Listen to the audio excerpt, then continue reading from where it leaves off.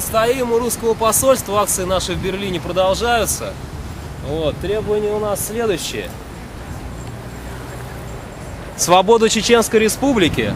Вот этот плакат. Свободу Чеченской Республики. Свободные выборы в России.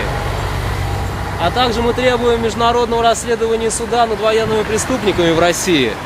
Потому что руководство Российской Федерации причастно к этим военным преступлениям.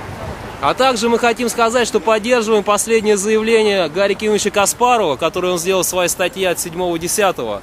В ней он пишет, что тоже поддерживает право российских республик Кавказа на самоопределение. Диктатура не пройдет.